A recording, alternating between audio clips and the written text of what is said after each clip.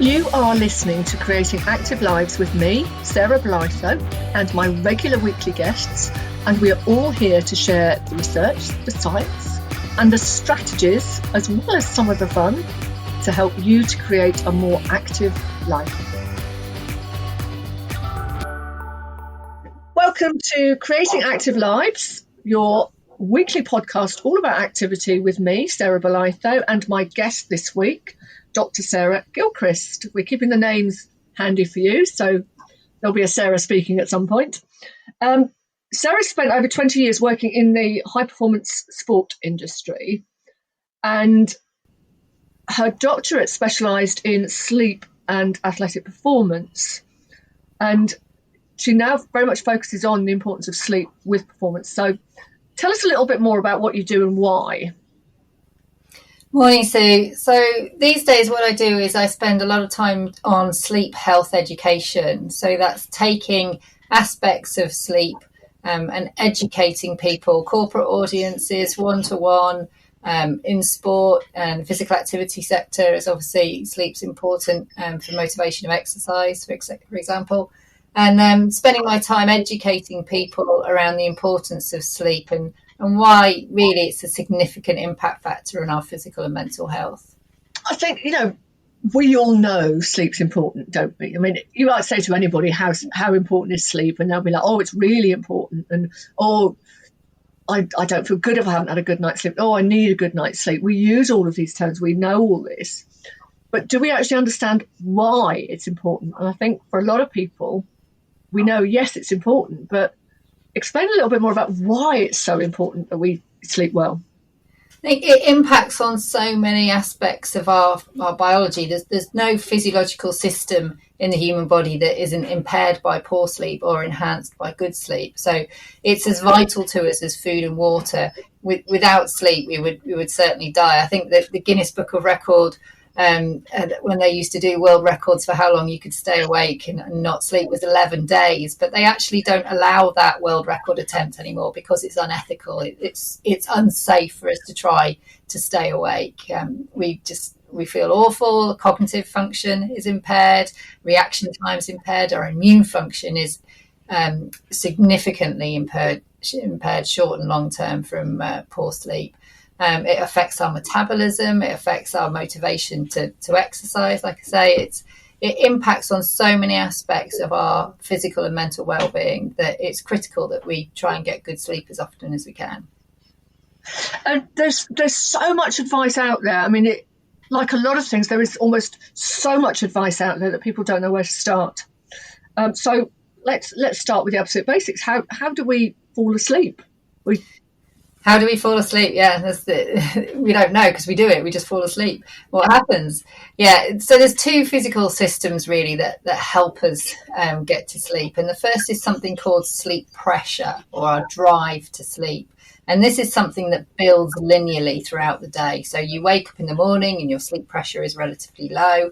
And that will build throughout the day until you get to the early evening when it becomes quite great. And what's happening is that's a chemical buildup in your brain.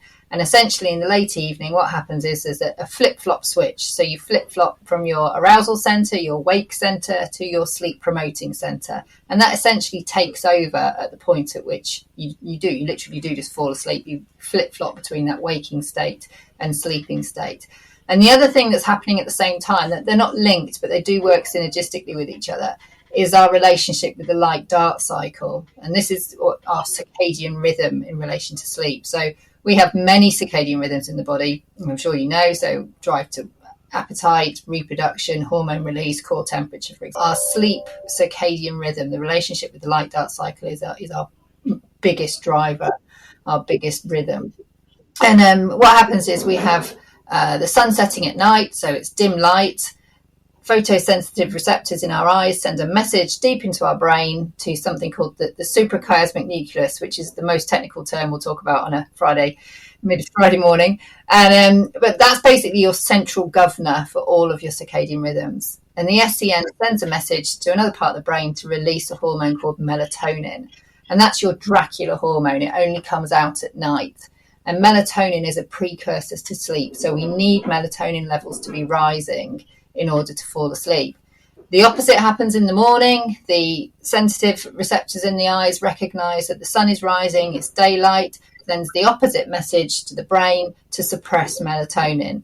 So you kind of think of light as the sleep robber. It suppresses that melatonin, which we need as a precursor to sleep. So in terms of how we fall asleep, there's two mechanisms really. Is the sleep pressure that builds throughout the day, and you flip-flop between sleep and waking state, and also our interaction with the light-dark cycle and the release of melatonin, the hormone that helps us fall asleep.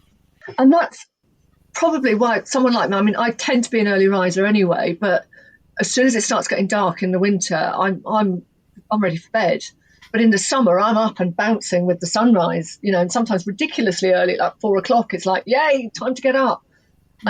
But I suppose we've kind of lost that natural rhythm of waking with the light, sleeping with the dark, because we've got so many forms of we've got artificial light keeping us awake longer in the evenings. We've got lights, we've got televisions, we've got computers, whatever. But in the summer, we've got good old curtains and blinds that block the light out. So that must have an impact on our natural sleep patterns. Yeah, for sure. So, I mean, certainly worldwide, we know globally that the amount of sleep people are getting is less than it has been historically. A healthy adult, in the absence of a sleep disorder, a circadian rhythm disorder, needs about 7 to 9 hours sleep.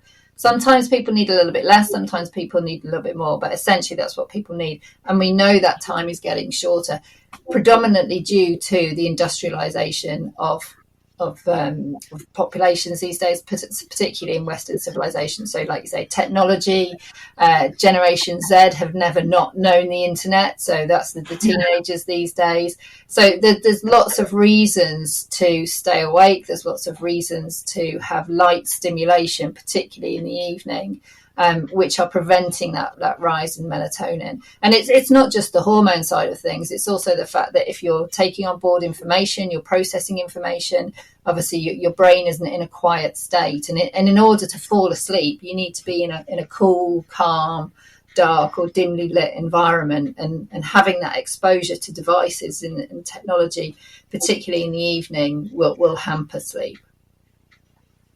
Is it, I mean, you're saying it's sort of 7 to 9 hours, that give or take. Is it true that you can bank sleep, or is it that a myth? You can certainly, nap. So sleep extension techniques. So that's basically napping. So if you think of your sleep drive, your pressure to sleep that builds throughout the day, in the afternoon nadir, so that's between 2 and 4 p.m., you've got a natural dip in your core temperature because that has its circadian rhythm as well. And you want to be cool to fall asleep. So that natural time in the afternoon is a good time to have a nap if you've got the circumstances, opportunity, motivation to do so. And that will offset the sleep pressure that's building throughout the day to a certain extent. So if, for example, you want to do some physical activity and you haven't got time, you want to do it a bit later on, maybe you want to have a nap in the afternoon. Napping isn't for everyone. Like some people just don't enjoy the nap, so don't force it. Having some downtime, your feet at the same level as your head is equally beneficial. But certainly, sleep extension. So you can have a nap in the day, or if you've got a busy phase of work, a big project at work, you're going to lose some sleep. Certainly having naps in those preceding days may help. But essentially you can't catch up on sleep. Once you've lost that sleep, you can't regain that sleep. It's all about then resetting a regular sleep routine the next night if you can. So it's not just the Mediterranean diet that's good for us, it's the Mediterranean siesta. That's exactly, it's biology. Yeah. So what actually happens when we fall asleep? Because again, we there's no moment, is there, where you think, oh, I'm asleep now. It's just you're awake, you're not. Yeah. So, and you might get a bit dopey before it happens, but there's a level of automaticity to falling asleep. To that point, if you're a healthy sleeper, you do just fall asleep. It's that point. And when your head hits the pillow, you could be guilty of thinking it's a really passive process. You're unconscious. You're essentially paralyzed, not moving. But there's in your brain, there's a real roller coaster going on. I often describe it as organised chaos, because it's pretty amazing what's going on. There's so many different things going on a neurophysiological level. But essentially, you have a 90-minute sleep cycle. So as soon as you fall asleep, you've gone through that circadian rhythm, that sleep pressure drive, everything, the flip-flop switch, you've hit the pillow and you're asleep. And you go into your 90-minute sleep cycle. And the first two stages are a really light stage of sleep, stages 1 and 2. And this is sort of your first 20, 30 minutes. So if you were to nap in the day, that's why we say 20 or 30-minute nap, because you're in light stage of sleep. You will benefit, but you're not in such a deep sleep that the sleep inertia you have to overcome when you wake up is really great and you feel really groggy and awful from it. After you've gone through your light stages of sleep, after about half an hour, you fall into a really critical stage of sleep called stage 3 deep sleep. And this is your restorative phase of sleep, where everything gets rejuvenated. So things like heart rate, blood pressure, breathing rate will decrease. You'll go into a real deep stage of sleep, really slow wave brain waves. And this is where memory consolidation, all of the cognitive functions that you've experienced during the day are kind of filed away. And that kind of oversimplifies things to a huge degree. But essentially, that's what's happening. It's a really important stage of sleep. Immune functions regulated.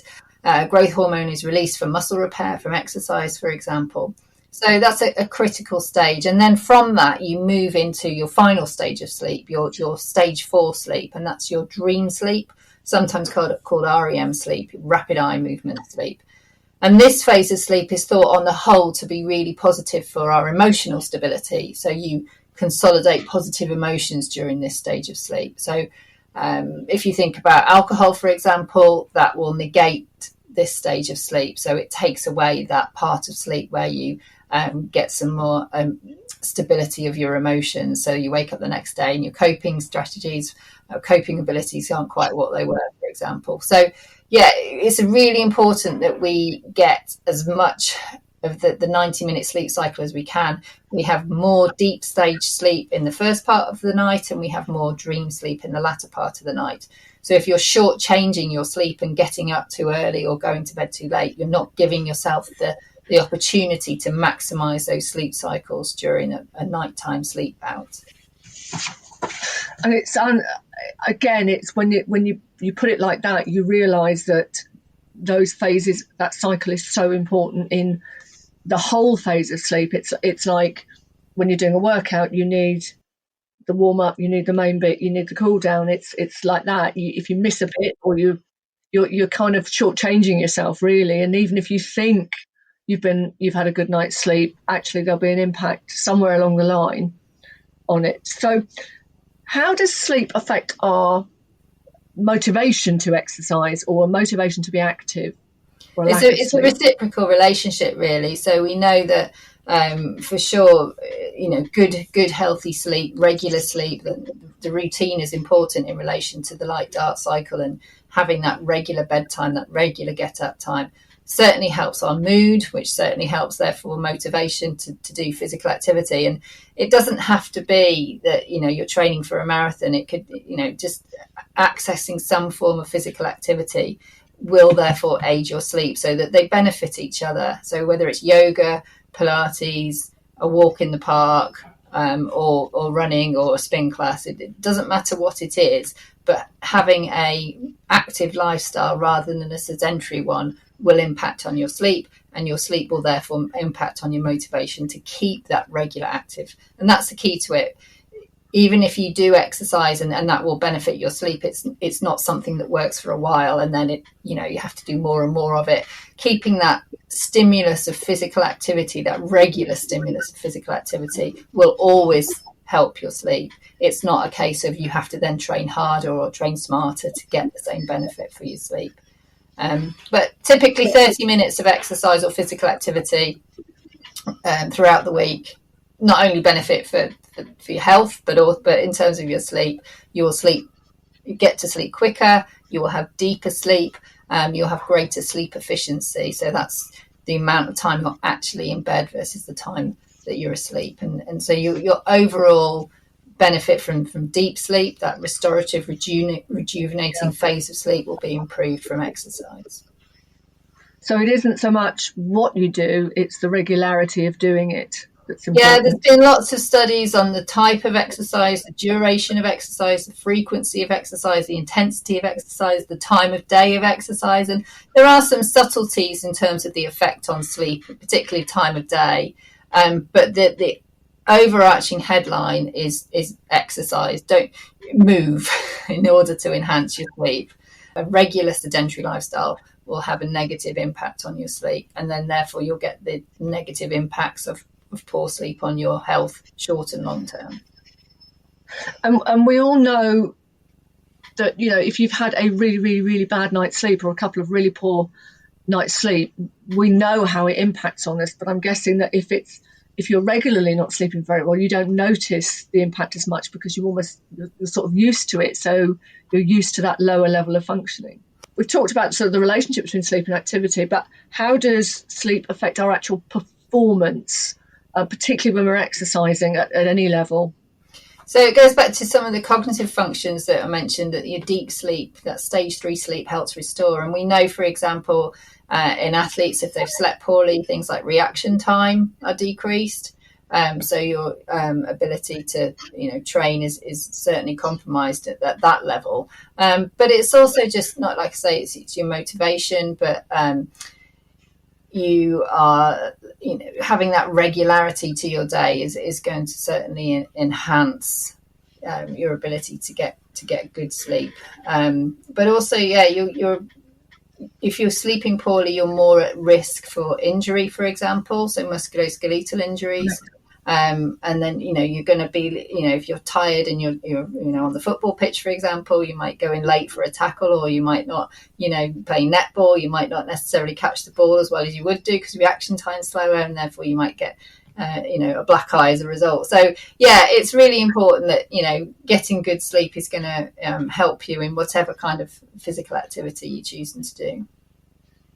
So this might sound like a really weird question, but how do you know if you're sleeping well or you're sleeping badly? Because a lot of people will go to sleep, they'll wake up, or they might have quite disrupted sleep patterns. But how do you know overall if you're sleeping well or you're not sleeping well? Because again, if it's a pattern over time, you just get used to it. Yeah. And the thing is, that's the things, the signs of poor sleep: irritability, moodiness, poor mental health, all those kind of things you might not necessarily notice because it's been going on for so long. But a really good subjective way of telling if you're not getting enough sleep is if you wake up with your alarm.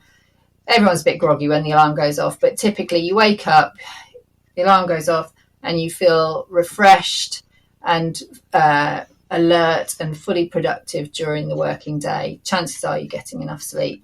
If you're napping before lunchtime and you've got nodding donkey syndrome before lunchtime, you're reaching for the caffeine excessively and it's not really making any difference. Everyone tolerates caffeine differently, but on the whole, if it normally gives you a boost and it gives you a bit more, makes you more alert, but it's not, chances are you're not getting enough sleep. And the gold standard measure of sleep quantity and quality is polysonography in the laboratory, where you're hooked up to all the electrodes, which obviously that's not practical for most people.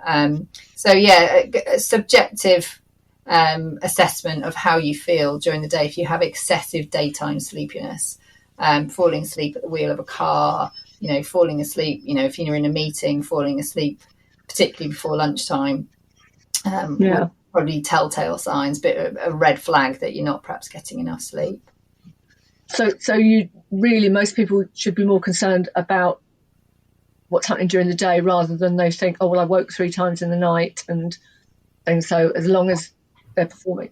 So you mentioned tracking sleep. What's your take on trackers? So like activity trackers, sleep cycle trackers, apps and things like that.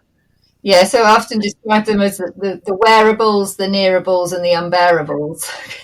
Oh, go on. Yeah, I like that. The wearables, the nearables and the unbearables. Oh, I love that. There's lots of sleep devices that you wear, so your smartwatches, for example. There's others that the nearables, that they literally are something you put on your bedside table or on your pillow, so they're not even attached to your body.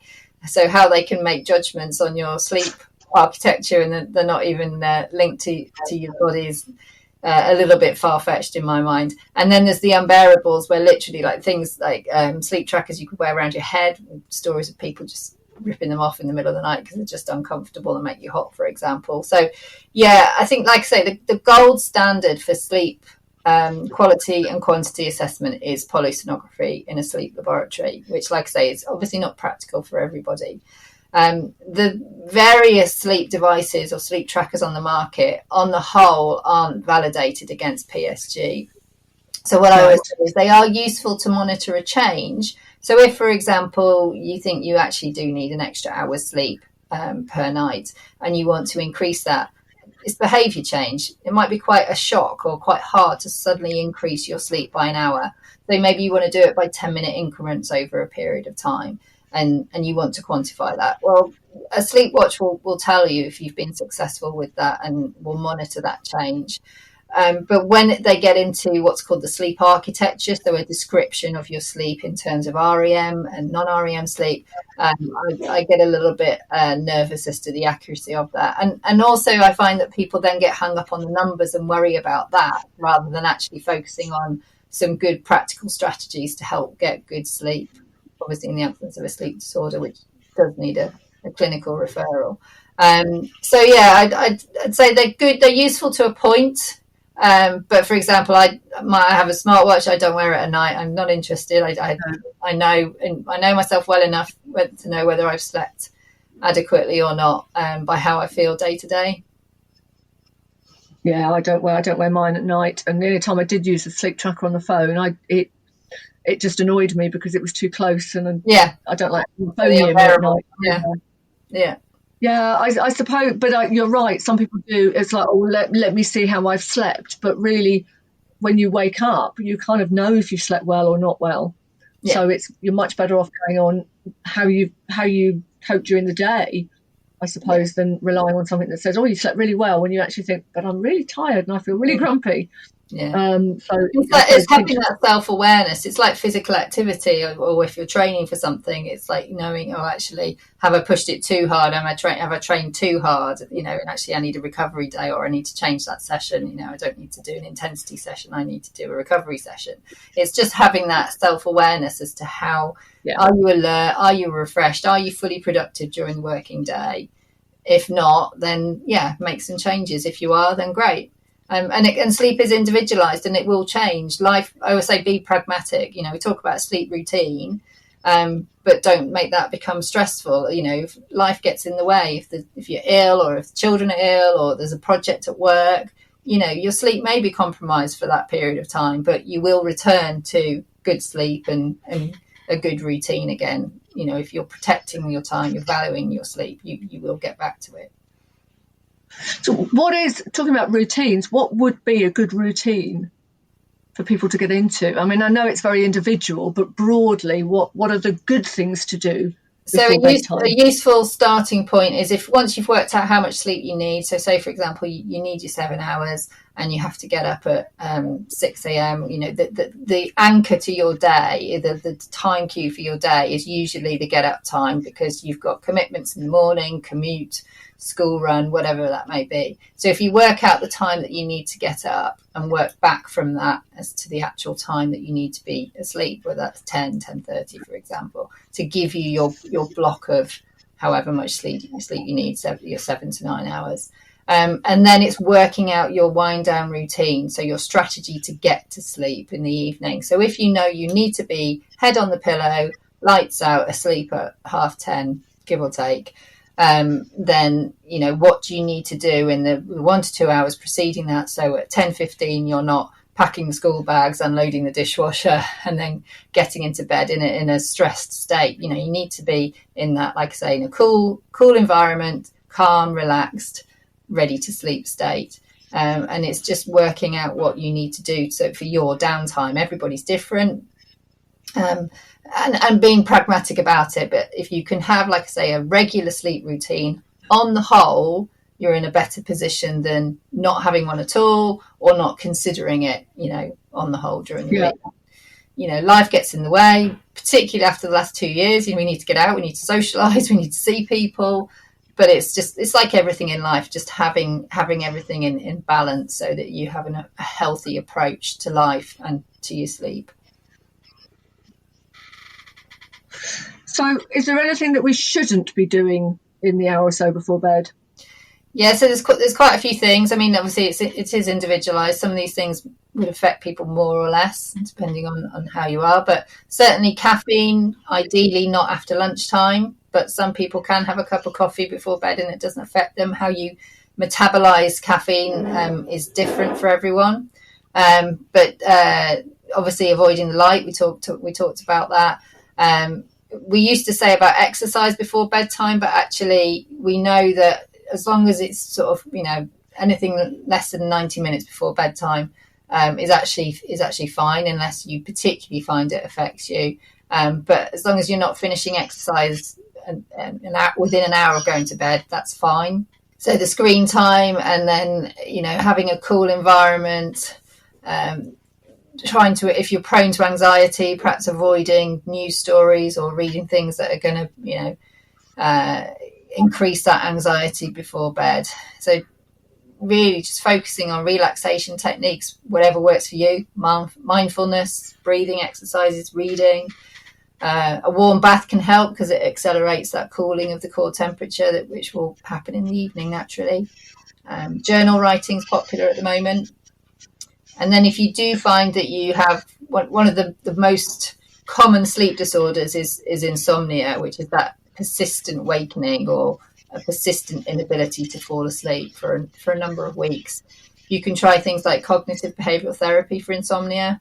Seek, whether it's be a therapist or the Sleepio app, which is popular these days, or other gentle psychological techniques, which for a sleep disorder like insomnia, you would need clinical referral. But there's lots of practical techniques before you would need to go down a medication route. What about, so for people who occasionally wake up in the night and then find it really difficult to get back to sleep, what's the best advice? Because I know the tendency is to just toss and turn and watch the clock and think, I've got another 4 hours, that'll be all right. I've got 3 hours. What would you recommend people do in that circumstance? So there's lots of reasons why that might happen. I mean, it's entirely normal, for example, to get up once or twice in the night to go to the toilet. That's normal. And then if you can get back to sleep, that's fine. But if you are clock watching and it's been for half an hour or more, take yourself out of the stressful situation of being in bed and trying to fall asleep. Go to a dimly lit room and do something that works for you, that's relaxing, that's individualized. So warm milky drink, milk's got tryptophan in, that's a precursor to melatonin, so that might help with that. Read, meditation, whatever works for you. If it could be age related, so for example perimenopausal hot flashes, then some cooling aids, change your clothes. There's the Chillo pillow, which is basically cool ice packs, freezer ice packs from a camping trip on your pillow. Lying on the cool tiles in the bathroom, just to help that hot flash while it passes, and then get yourself comfortable, change your clothes, hydrate, and get back to bed. It's quite common in men in large prostate. You may have an excessive need to go to the toilet throughout the night, so maybe get your prostate checked. I always say that, particularly men in midlife or older. So there's a variety of things that you can do, that really are individualized and that work for you. I suppose one of the key things though is not to get too anxious or stressed about it. It happens. There are things you can do, but worrying about it, I wonder if I'm going to wake up tonight, might kind of start to create a bit more of a habit. I think in the absence of a sleep disorder, if it's providing there's no underlying sleep disorder, that trust sleep is a natural process. You will fall asleep, you will get back to sleep, and it's doing those. It's taking your mind off the fact that you're not falling asleep, and that's why the old adage of counting backwards from 10 repetitively, or it's World Sleep Day today. There's on Spotify. There's lots of there's a playlist for sleep. If that helps, there's also a playlist for sounds, so birds singing, water, white noise, various different things available on Spotify. I saw earlier today. So that helps some people. Obviously, if you've got a bed partner and it wakes them up, maybe put your earplugs in, or eye mask, or if you're in blackout blinds, if you've got lots of light outside, and identify something that may be waking you up. Is there always somebody returning from a shift at 4 o'clock in the morning and their car wakes you up, that kind of thing? Maybe you need to wear earplugs. It's working it out. It's just an individual kind of, let's work this out. And it could just be that you've got too much going on in your head sometimes and your brain's kind of... It could be just a busy phase in your life, a temporary life stress or a temporary work stress that, is making you anxious, and like I say, things always seem better in the morning. It's true. But I think, when it's excessive and it's been going on for a long period of time, and perhaps there's other factors related as well, like mental health issue, then certainly seek advice from your GP. Yeah. Cool. Now, just one last question from me, and it's something that certainly within the field of business we hear an awful lot about, which is the 5 a.m. club, the miracle morning and things like this. There's a lot of people out there that wake up early, get things done and things like that, but there seems to be almost a sort of, you need to be waking up early to get the most out of your day. For somebody who naturally wakes up later, is it worth them trying to wake up earlier, or should they just go with their own natural rhythms and stick with that? Yeah, so that's linked to something called our chronotype, and this is that, are you a lark or an owl or somewhere in between? And I think it's a third of the population tends to be morning types, so larks, third evening types, the owls, and the rest of us somewhere in between. And there's an online questionnaire. It's the morning eveningness questionnaire, which you can complete if you're interested in it. It will give you a score as to where you sit on this spectrum. I think just go with your natural rhythm. I think I always feel sorry for shift workers who are larks because they have a working pattern in the evening and into the night, and biologically they're more predisposed to be morning people. And if you're at a particular extreme of that spectrum, that's actually quite difficult. You can be entrained into a sleeping pattern, but if you were left to free run for long enough, if you weren't in that working pattern anymore, you would probably return to your normal type. But like I say, there's interventions you can do. You can use caffeine, at appropriate times in the day, getting that sleep schedule, certainly, but being forced to wake up early in the morning to get out and get things done if it's not suitable for you, then get them done when you're awake. Yeah. So very much, go with what fits you and your lifestyle. And, as I say, if you're an early morning riser, do the early morning stuff. If you're not, do the evening stuff. It's so individual, isn't it? And I think more than anything, we need to take the pressure off us to sort of fit into this club or that club or do this or do that. It's just one of those things. Yeah.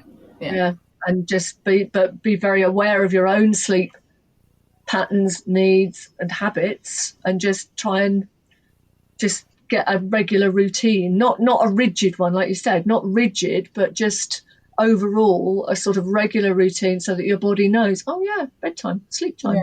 Yeah, there's Professor Colin Espy at the University of Oxford came up with a really good, last year they produced the principles of good sleep, and it was trust sleep is that natural process, personalise your sleep window, protect your sleep time, value your sleep time, recognise that sleep is important for your long-term health. We know that inadequate sleep will short-term compromise your immune system. You're more likely to pick up coughs and colds, but actually long term as well, if you're getting poor sleep over a long period of time, you are more likely or more susceptible to cardiovascular disease, obesity, diabetes, Alzheimer's, certain cancers in later life. So it is really important that you value your sleep health.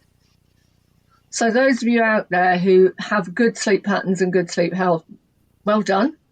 And those of you that don't, then maybe it's time to actually start looking into, initially, if it's not a problem, it's just a poor pattern, looking into what you can do to improve it. And if it is a problem, get help, get support, because it will make a difference to both your current life, but also future as well.